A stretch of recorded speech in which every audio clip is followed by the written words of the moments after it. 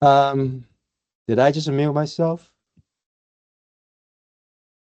Can you hear me now?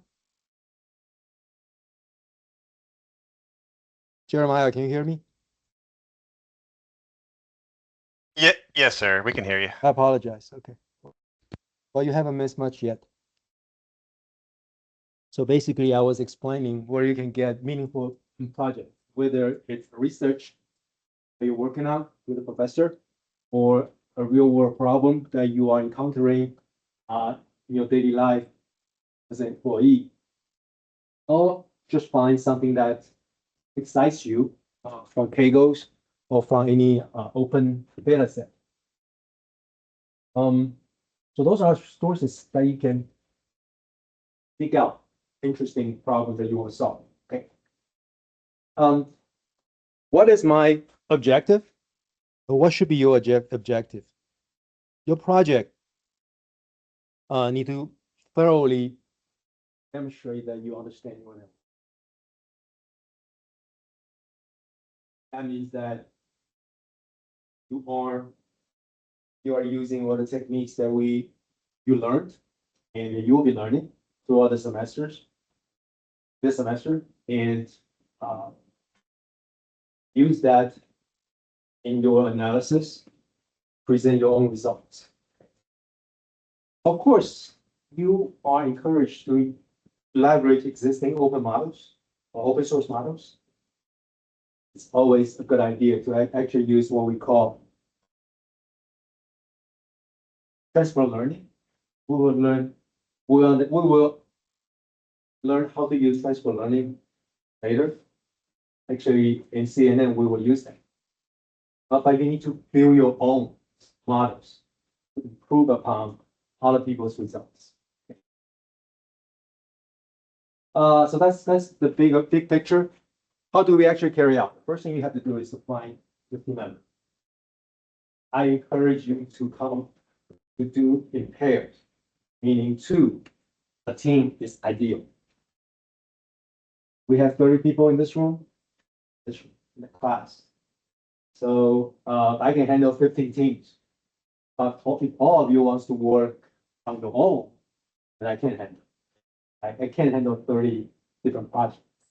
So the maximum you can find in a team is 3 people, but two is ideal. Um, so starting today, go find your partner. Once you find one, either one of you can send me your roster. Team, for example, you find somebody you want to work with and send the parent to me. I want you to find a team member as soon as possible. If you can't, I can help you. Actually, last semester, a year ago, we actually opened up a discussion thread on D2L, allowing people to talk to each other. Some people has an idea, but he couldn't find a partner. Eventually, we used the discussion thread to find a partner. Definitely, this one is urgent. Find a partner as soon as possible, because the next step is to make a project proposal. And there's a relatively tight deadline, 2 weeks. Today is the 6th. I want to see your proposal in 3 weeks. Proposal is not a complete or 50% complete project. It's not. Proposal is a proposal. I will tell you what I expect in your proposal.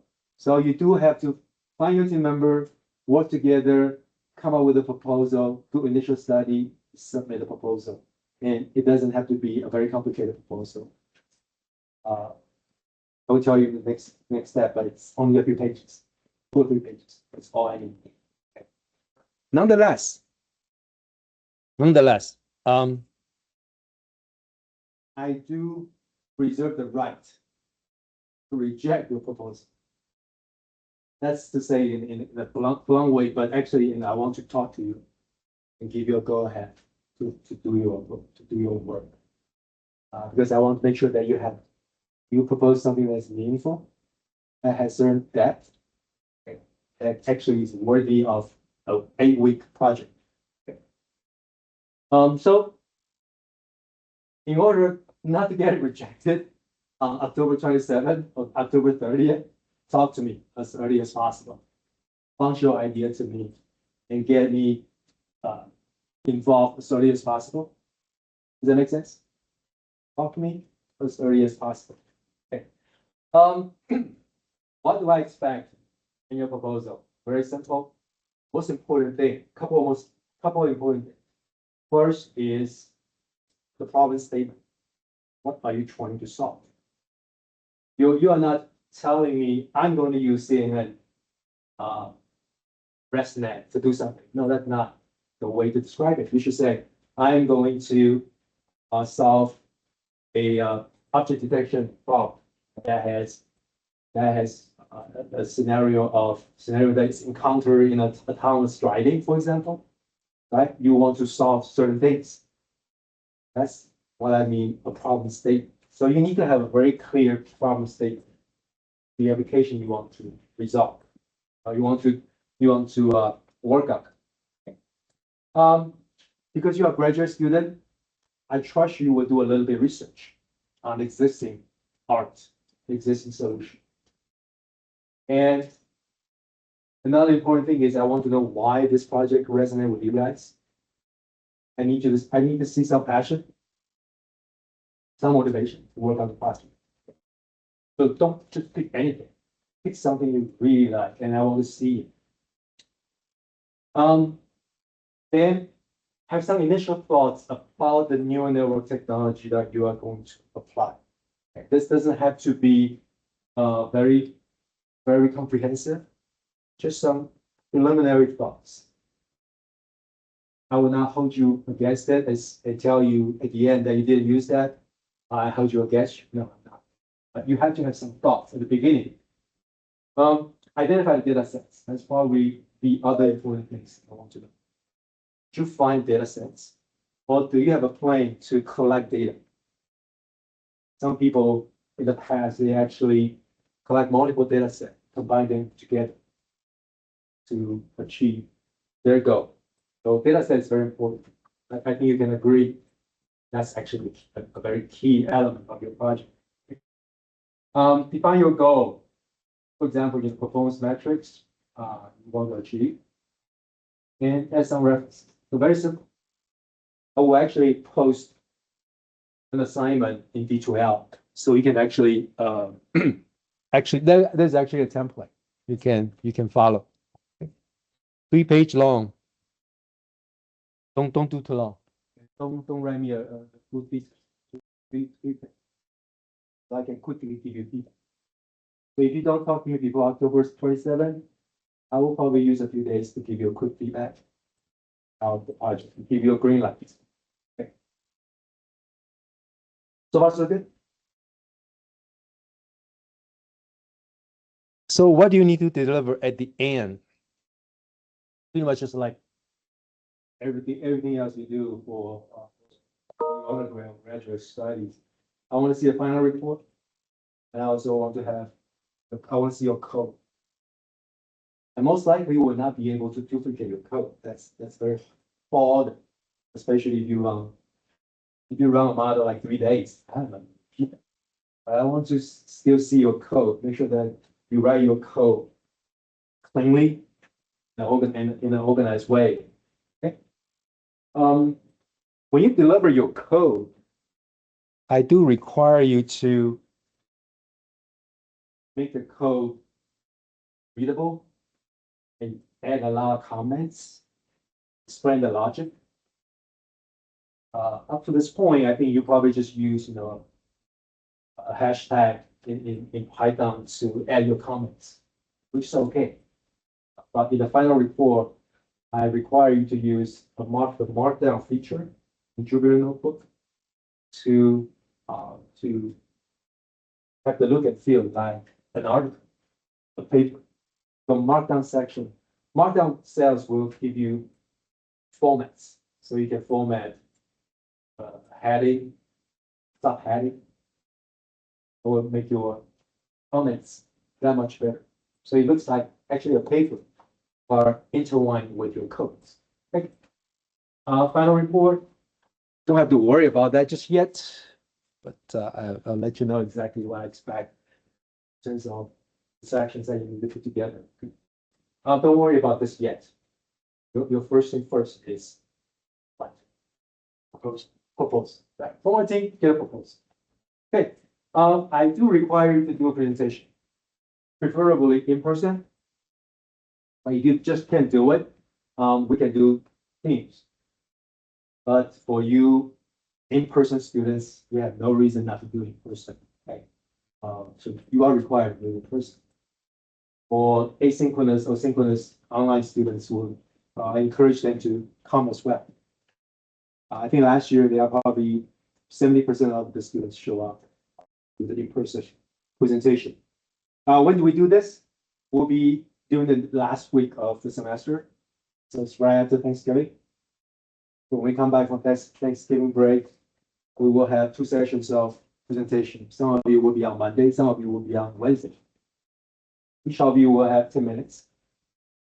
Again, don't have to worry about it yet, because once you have the final report, you know what to present.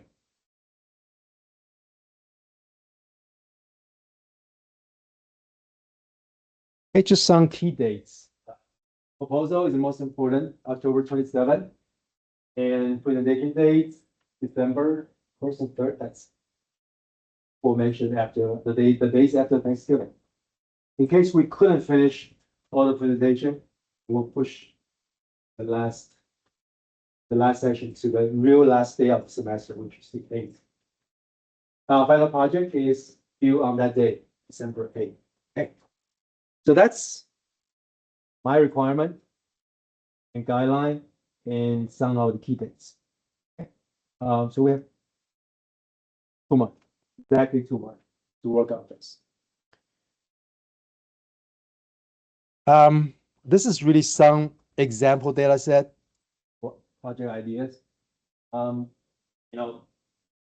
can take a look, get some ideas, but they don't necessarily mean a good data set, or they fit your interests. But they in general need you to use CNN, RNN, or some of the basic generative AI techniques to analyze it. I listed all here. You can take a look.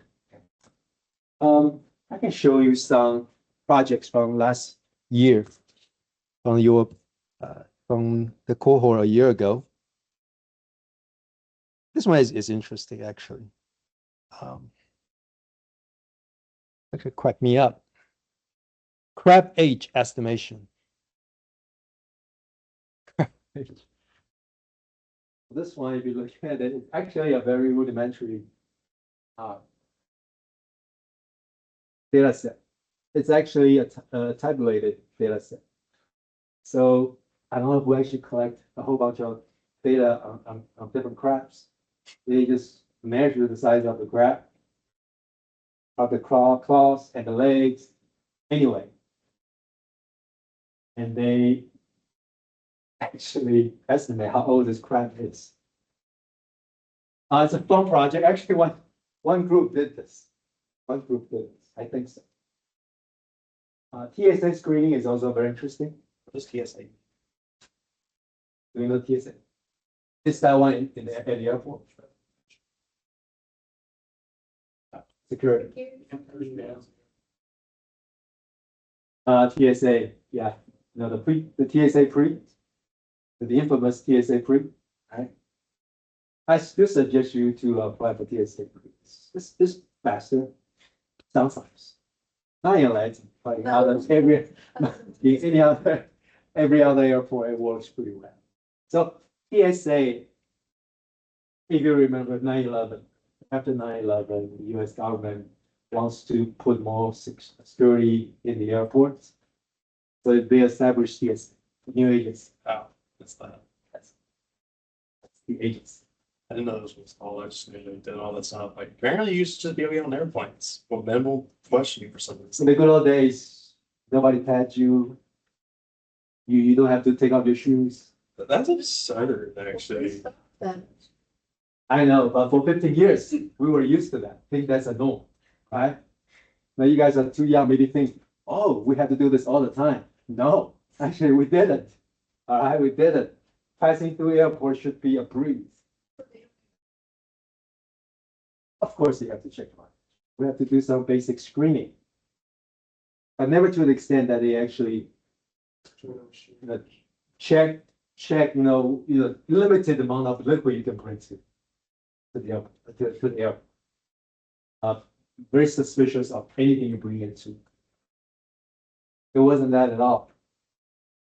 But anyway, that TSS screen is very interesting. I think they actually have a lot of video clips that capture people carrying weapons, knives, guns. Okay. One of my the teams last year actually expand that TSS screening data set, and they try to identify different weapons. They identify different weapons that not necessarily at TSA at the airport, right? Identify weapons can be used in a lot of different applications. So their effort was collecting different types of fire guns, knives. So they probably learned knives more than they wanted to. You'll realize there's so many different knives in the world. It's very hard. So you have to kind of limit yourself exactly in this limited amount of time how much you can do. I want to show some of the interesting project to you, so you get some inspiration. Hold on.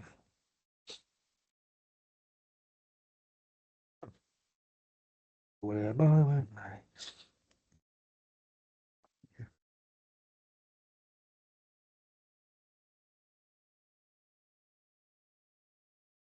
Okay.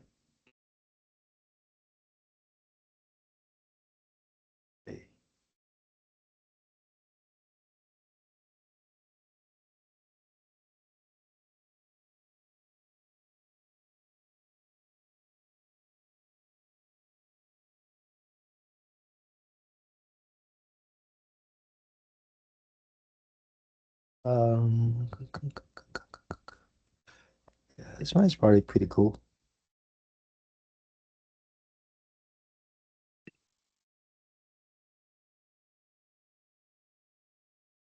This team work on using neural network to predict if a mushroom is poisonous or not. Um,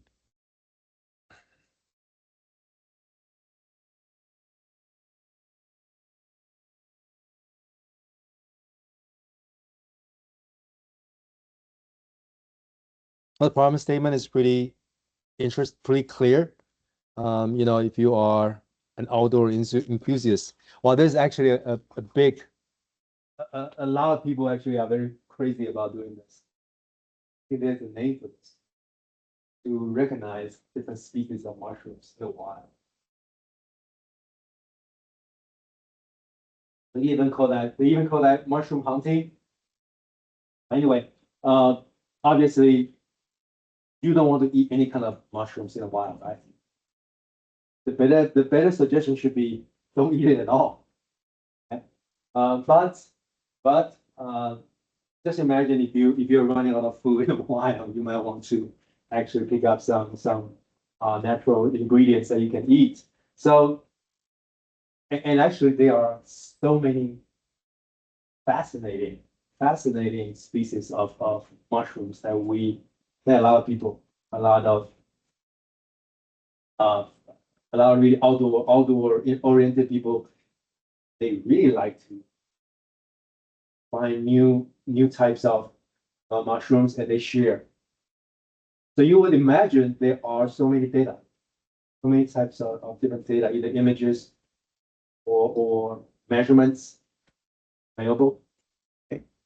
So the statement is pretty clear, and they want to predict the toxicity of a mushroom, okay, based on observable characteristics. So this actually is not, this project is really not a image detection problem, because the data they collect is not image. It's actually structured data, tables. They collect quite a bit, I think.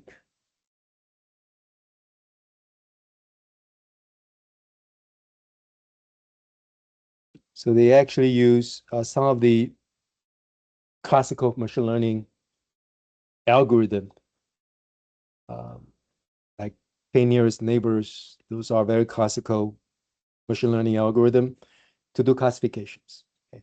In this case, classification is very binary. It's binary, right? Either it's poisonous or it's not. But those are their evaluation on existing solutions. They obviously use MLP. So in this case, they didn't really get into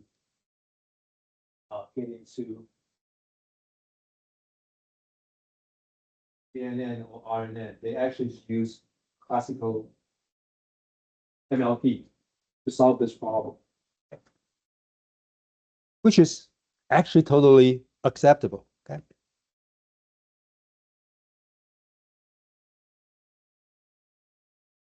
They describe the data set in the history of the data set, okay, and they pre-process the data. Okay. So this is something that you also need to kind of learn along the way, is that don't trust just any data set. You need to actually clean it up. They propose some architectures, okay, train it, hyperparameter tuning. Because this is a presentation, they only have 10 minutes. So they eliminate a lot of details, just present the most important portion of the projects. So as you can see, some of the things that I care about, and you should care about too, is tell me the data set, what pre-processing you have done, what is the architecture of your model. Okay. Now for some, in a report, you will put a few details, some more details of your trials. Where you have tried, you can make a comparison of different architecture. So they jump into presenting the results. Okay, the architecture of choice at the end. What's the training process? How do you actually set up the hyperparameter for training? Okay, and at the end, show the results. Okay, so that's a good solid example. Okay, let me show you the one that actually deal with the weapons.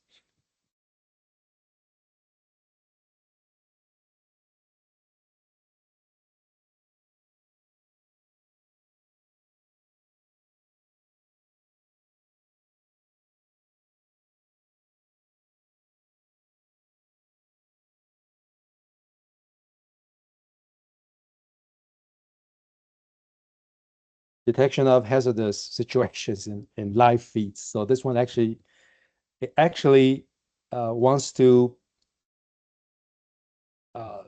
be deployed in live situation, meaning if this is deployed at a TSA station, then TSA station usually has camera, right? It would usually have cameras that you can capture live feed of the people passenger passing. So they can look at the live feed and alert if they detect dangerous weapons. That's the project.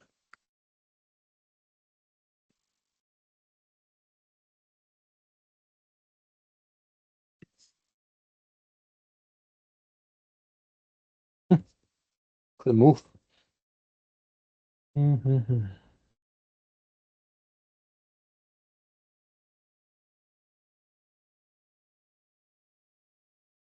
Okay, let's do this way.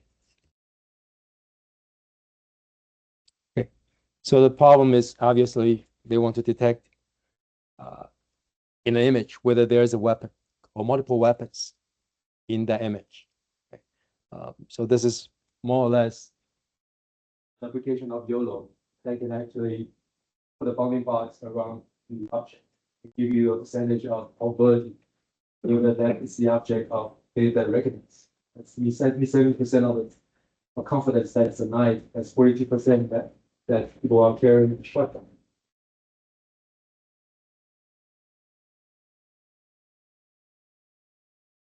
Identify weapons in a capture image with good confidence. Okay.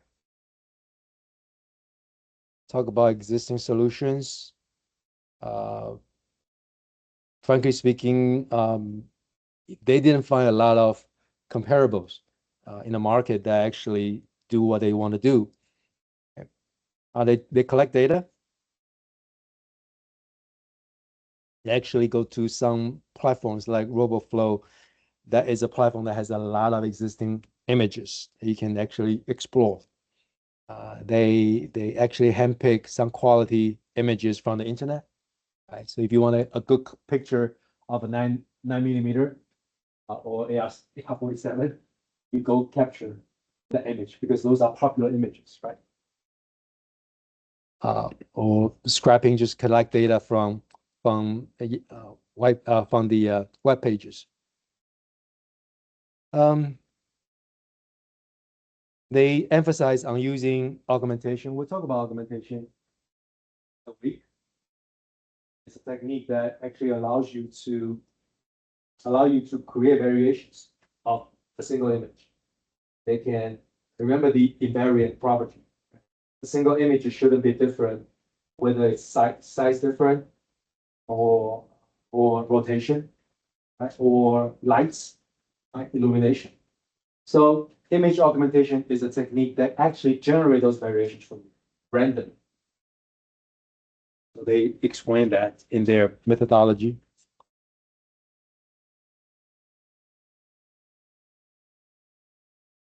They explain their default YOLO V5. That's what they are doing. They're working on.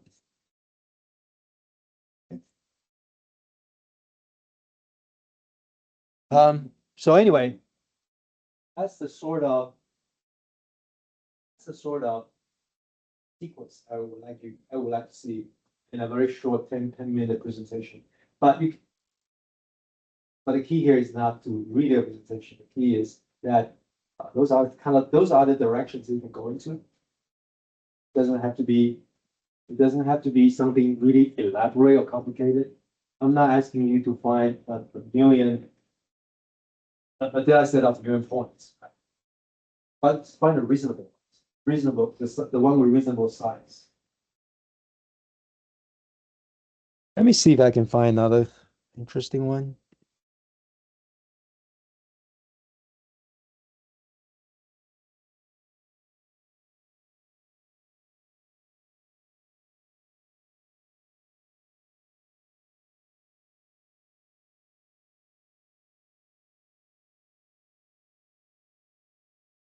Yeah. So this one is a popular topic. But still worthwhile doing it for any image detection. So the students want to detect. There's not the best presentation, but the topic is actually pretty good. Let me explain it to you. They want to use image detection to decide the quality of the fruits or the vegetables. So what is a good quality expressions? They want to use image detection to actually first of all classify the vegetable, whether it's napa, or it's a mushroom, right? Or an apple. That's classification.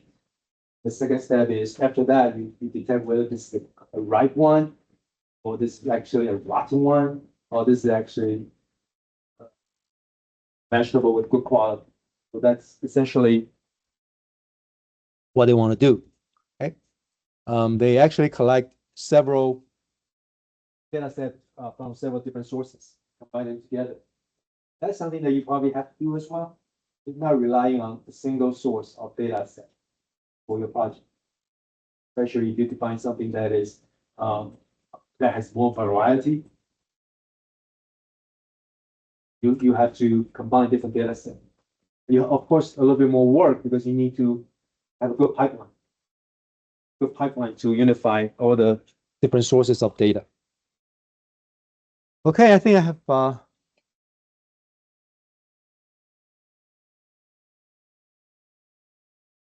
Take a what? I'm sorry.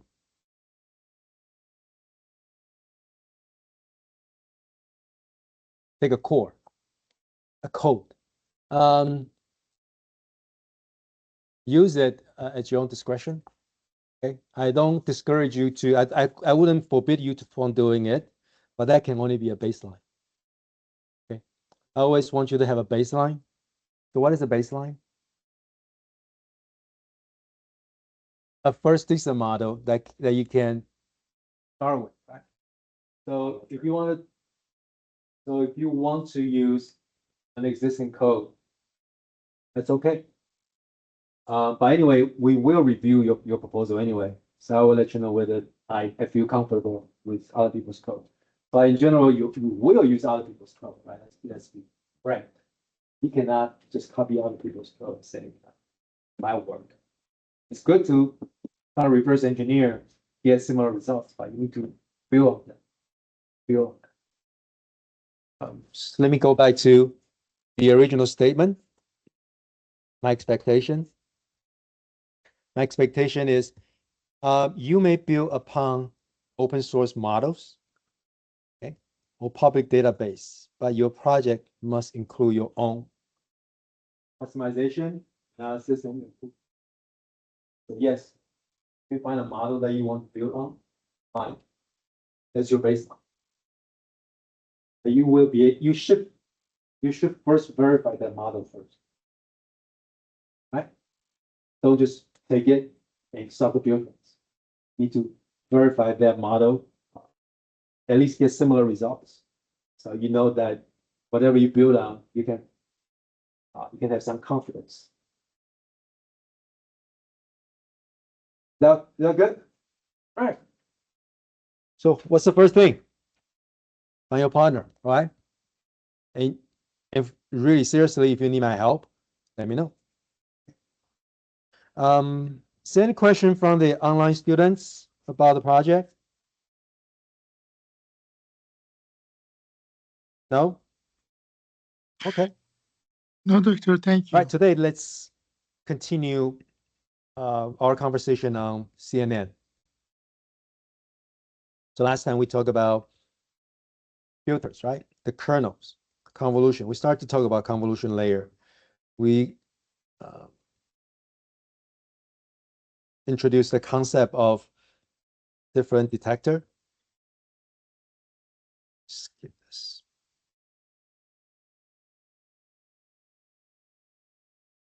Yeah, this is where we stop.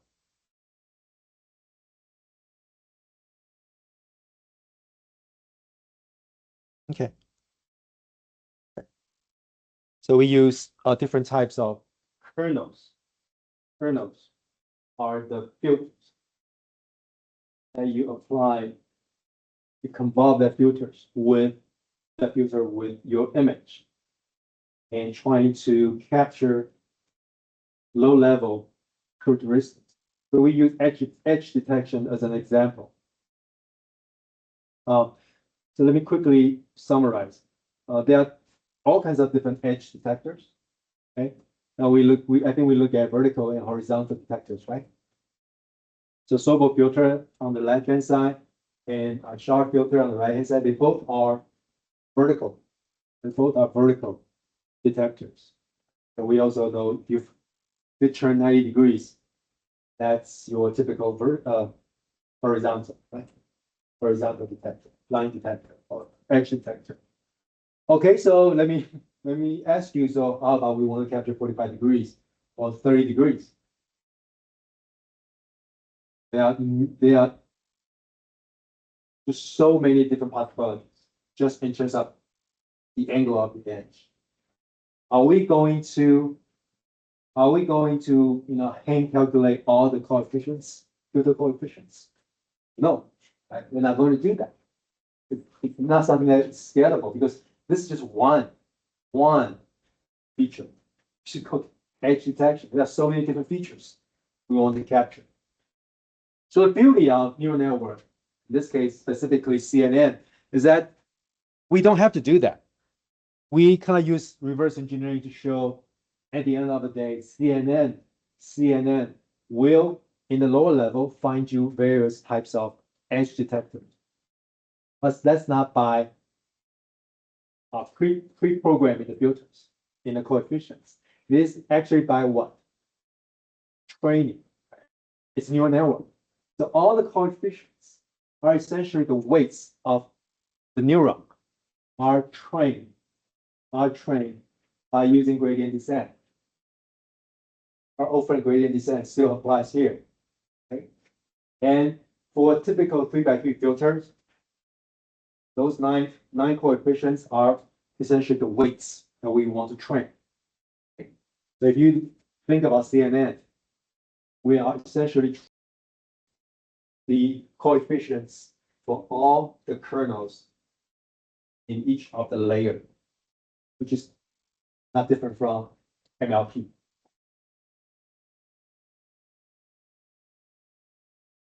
I want to explain a few things on CNN before we move to the pool layer. Okay. Some of the things are related to the shape of the output. You will realize why this is important.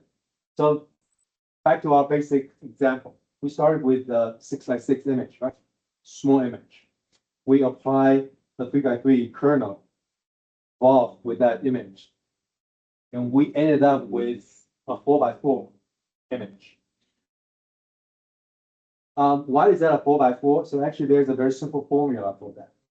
So if we generalize the case having an input image of n by n with a kernel of f by f, then your output is n minus f minus plus 1 and on both sides.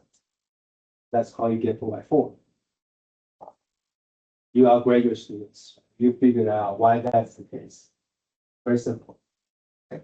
I also talk about the downside of this is that we are losing information on around the boundaries. Right?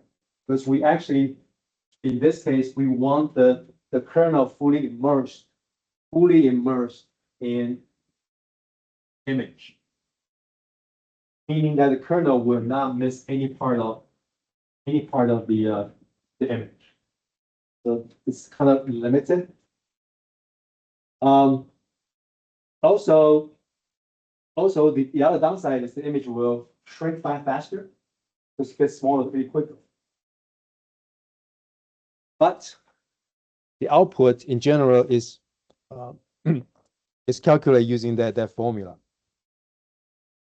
But there are a couple of options that you can add to the convolution. Adding some wrinkles, important wrinkles to a typical convolution. The first one is called padding. So instead of just allowing the kernel fully immersed with the image, we added a layer of paddings, which is all 0 values around the original image. So if you add paddings around the image, you realize you are adding more pixels, right? More pixels to the original image. So in this case, if padding is 1 on each side, then you ended up getting an 8x8 image compared to 6x6. Then, if you apply that same filter convolved with the image, the 8x8 image, you get back your original size of 6x6. In this case, you're not losing the size of the image, the original image. So in this case, the downside from the previous page kind of disappeared. Let's go padding. So actually, when you run errors, eventually you will specify the type of convolution you want to use. So there are two terms you might run into. One is called valid convolution. I think that one is default. That means no padding. The output will be smaller. The second one is called same. Same means the same size output as compared to the input. So that means there will be padding added to the original image. So that's called SAM convolution. Another wrinkle that's added to convolution is called stripe. So what is a stripe? Stripe means the movement of the kernel.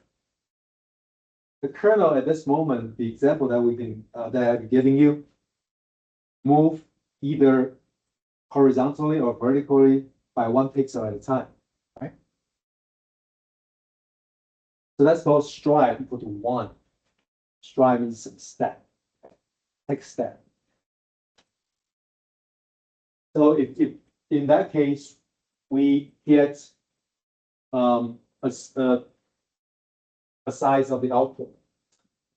But it's also very popular to actually have a stripe other than 1. Most popular stripe size is 2. Stripe of 2 means what? Means that you move. Exactly. So you move the kernel 2 pixels at a time. So originally we have this, right? The next step is moving the window pixel to the right, capture the next value. They keep going. the third one is capturing the right edge. Then we stopped. Then we stopped. The next step is Moving down. Moving down vertically by 2 pixels. So it's not difficult to realize we shrink the output even further to 3 by 3. Because essentially you can only move a couple times either way. So you get a 3 by 3 image at the output. so that's stride. So it's very easy to see that striding other than 1, stride by 2, downsize or downsample the original image, right? Your number of convolution actually decreases. Okay? And output image also shrinks.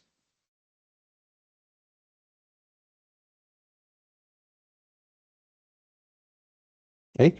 If we combine padding and stride, those two wrinkles together, We can use this very general equations to specify the output size. So basically padding adds to the size. But striding, because of the factor, is actually put into the denominator to reduce the size. So if you originally have a 7 by 7, no, 7 by 7, you come up with a 3 by 3, you get a 3 by 3. So that's the most general case.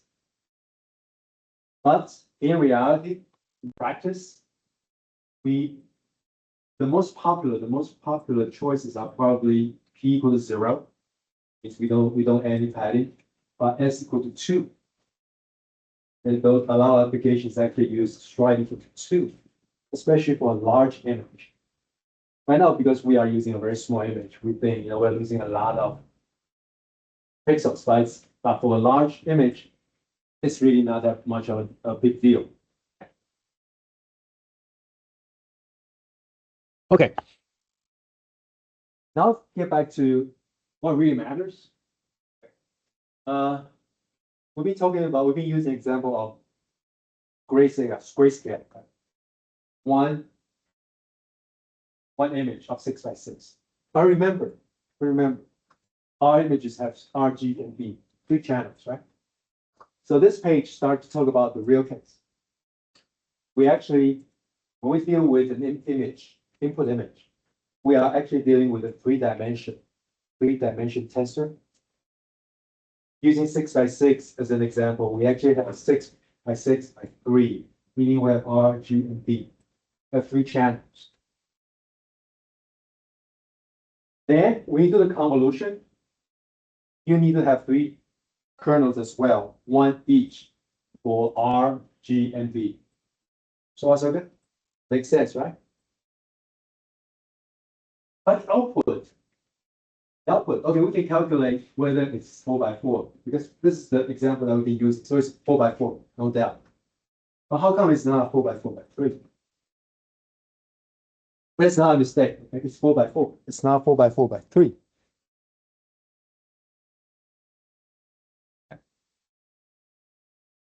So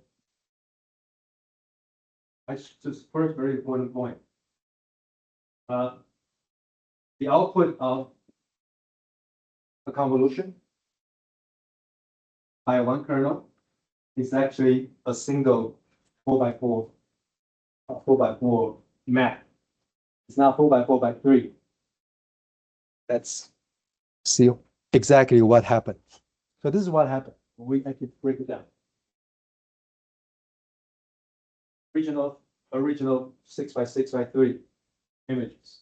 Let's say we have two kernels. One is vertical, one is vertical edge, the other one is horizontal edge, for example. Okay. So each kernel has three versions of the kernel. So they are 3x3x3. Make sense? The other kernel is also a 3x3x3.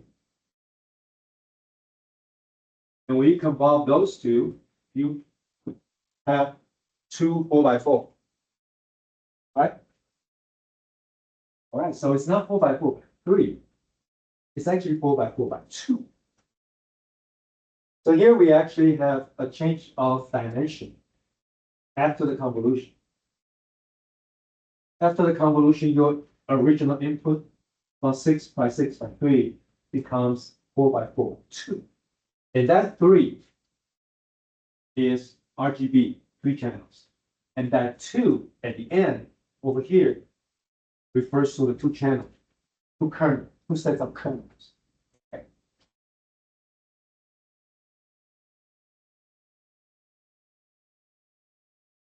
But exactly what happened in one layer of convolutional network, exactly this.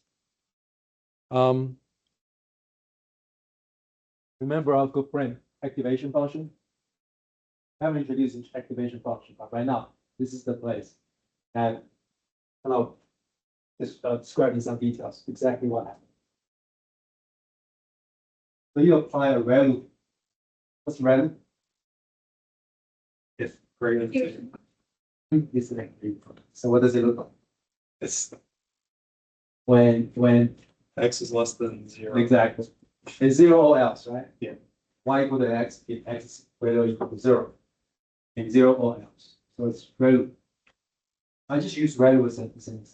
Can be BQ ReLU, for example. All the 4x4s are preserved, but they added a bias. So we still have a bias. We still have a bias.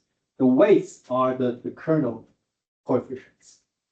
But at the end, we still have a bias associated with this first layer, first kernel. Then we have a kernel, we have a bias associated with the first layer, but the second kernel. Then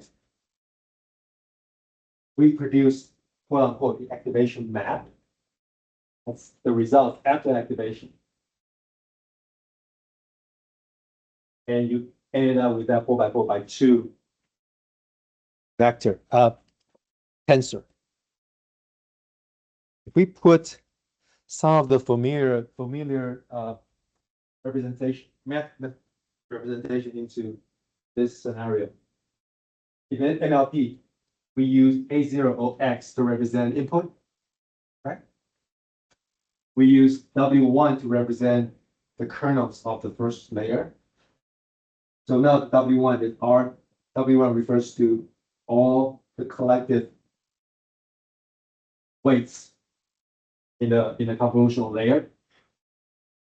And Z1, remember Z1 is what? Z1 is the linear, the summation of all the linear combination of inputs, right? So in this case, we replace that summation with convolution. So it's the weights convolved with the inputs and with an additional bias. So the analogy is there. We use the same math representation as we did with MLP. Okay. And A1 is the output of activation, right? And activation is Z1.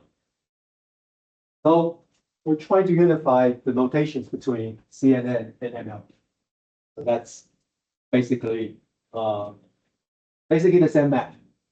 Right? You can boil down the basic math representation using the same sets of equations. But of course, the details are different.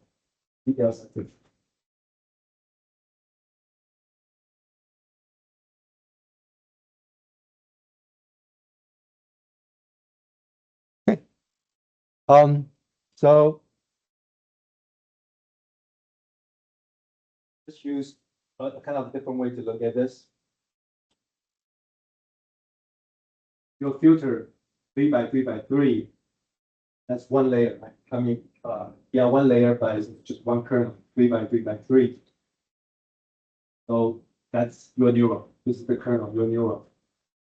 Convolutional filter. This is the original image on the left-hand side. It's a 3x3, n by 3. That's a single filter, meaning single kernel. You apply activation function. This is random. You come up with an activation.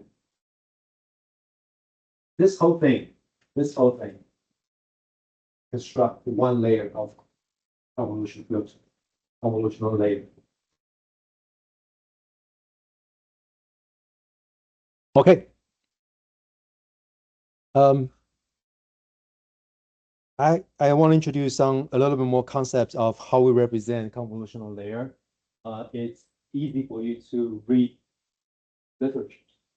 Most of the literature will use this kind of representation to talk about different convolutional neural network architecture. So I want you to understand how to represent the input and activation map and output in various stage of a convolutional layer. So let's do some let's review some representation. So essentially on the left-hand side is the input. Okay. That's the input. we use three different notations. NH, NW, that's the height and width.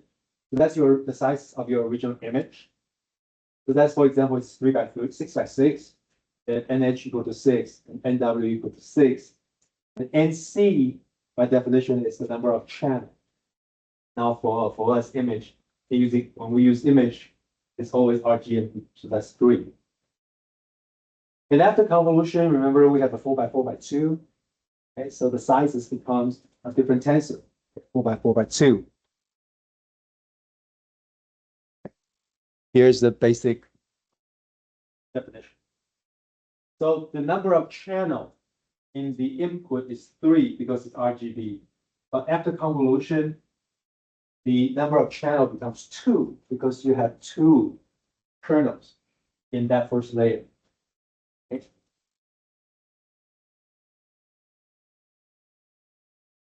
Okay, so if we look at if we generalize this, okay, we generalize how we actually get those numbers.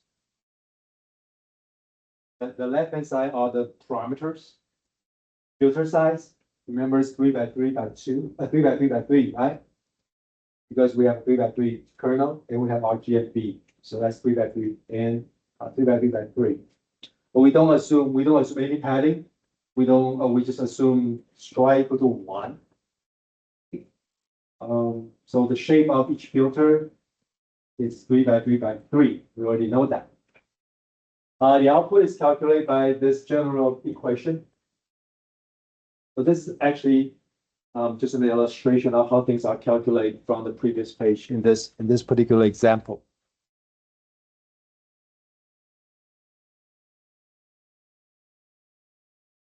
So if you generalize this, okay, if you generalize this, the previous page it's specific example. We generalize this.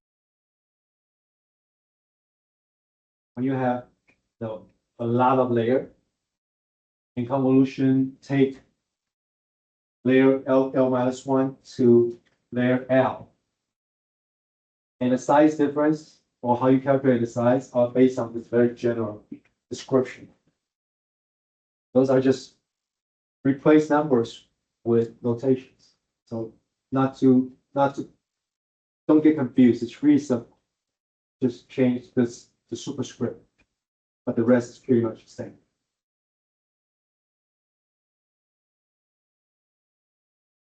Okay, let's look at a very typical example. This is actually a real convolutional net. And they have three layers of convolution filters. So the original input has the size of 33 by 33 by 39 by 39 by 3. So there are, so its number of pixels is 39 by 39, but there are three layers, right? R, G, and B. Okay, so that's your first stage. Okay. Now I actually remove a lot of details on the number of filters or number of kernels. So I'll just give you numbers. This first convolution filter, first conv1, has 10 filters, meaning 10 kernels. Okay. And each filter is 3 by 3. So the kernel size is 3 by 3, but there are 10 of them. Actually 3 by 3 by 3, and there are 10 filters. Okay. Are you with me so far? Okay. So why is the first output tensor 37 by 37 by 10? Where do we get 37?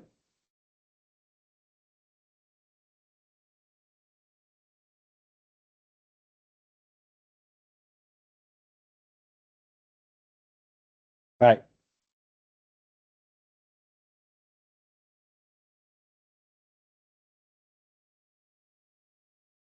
Because we don't have any padding, right? Padding is 0. Stride is 1. So essentially this is 0.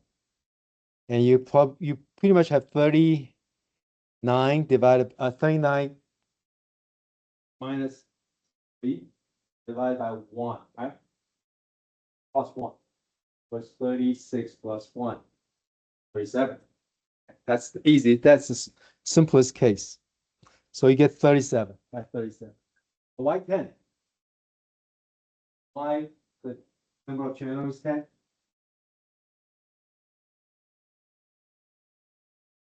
Everybody get it? You have 10 filters, right? So it's 37 by 37 by 10. Okay. The second layer, conv2, has 20 filters. But the filter size is a little bit bigger. It's 5 by 5. Okay. And there's no padding, but there's striding. How do we actually get 17 by 17? So you go back to equation here, right? So you have 37, no padding, still zeros. 37 minus 5, right? Because F is 5. So that's what? 32. 32 divided by stride of 2, so that's 16. So this floor function will give you 16 and you plus 1, so that's your 17. So you have 17 by 17 by 20. So this time you have 20 channels. So the last one, similarly, you can get, since the third one has 40 filters, and you will get 7 by 7 by 40. So this is a real convolutional network, even though it's only 3 layers. Couple of observations. Hey, what do you observe? It's really big, What's big? the network in comparison to what we've been using. At least, It's not big. oh, it seems, there's big numbers in there in comparison to the previous. You have a lot of like kernels in the file, A lot. So, a lot of filters. that's true. Filters getting bigger and bigger. Number of filters getting bigger and bigger. One or the other. The image size getting smaller and smaller. Remember the original image is 39 by 39. After 3 stages, it shrank to 7 by 7. That's actually by design with a typical CNN architecture, okay? In general, you want the layer to be has progressively smaller image, but capture higher and higher abstraction of the features. But at the same time, you increase the number of channels. What does it mean by increasing the number of channels? What are we increasing, essentially? From 10 channels to 20 to 40, of course, the number of channels increases. The number of exactly. What you say abstraction, that's true. The number of features we want to capture per layer increases. So in general, you look at the progression of increasingly deeper CNN, you see longer and longer in the number of channels. They resemble more and more like what do you call it? I lost words. But anyway,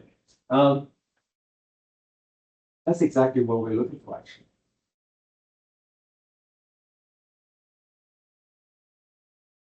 Okay, so that's how we represent the volumes of a deep convolutional neural network. Okay. Let me stop here. I want to have yeah, go ahead.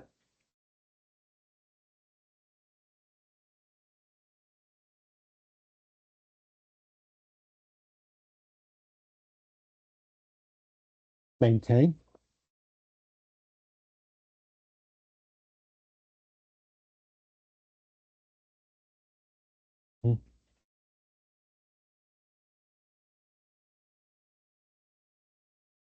Sure, but the information, yeah, you don't.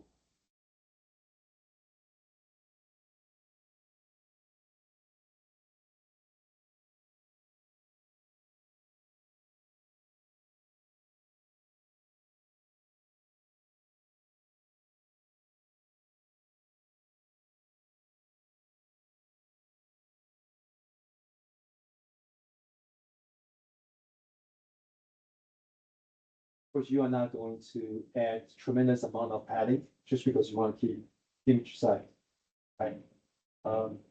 I think padding is probably useful in the later stage when you have images become smaller. Right? In this case, image has shrunk to 7x7.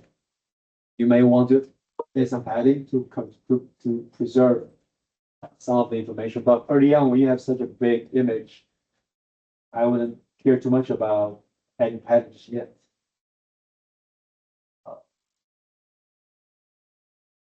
Is that what you asked?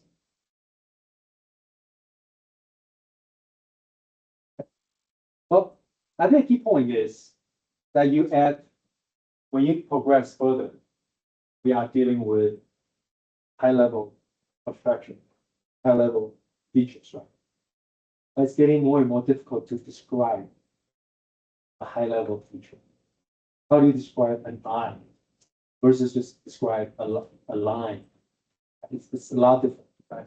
You might have to combine several different neuron outputs to describe an eye, to classify an eye. That's just first one. You want to classify a nose or a nostril. I think that would take a lot of neurons to and you combine them together in order to identify a neuron, identify a nostril. So it's not a surprise that if you just take human race and human face as an example, before you do any final stage classification, you need a lot of neurons. So you will only get longer. We'll see more sophisticated example once we finish max schooling. You are going to see real world example that's very complicated. Start to appreciate why this will work. Okay. See you on Wednesday. Can't wait to read more research. It's so good, actually. Hearing what to say about it. I've never heard it outside.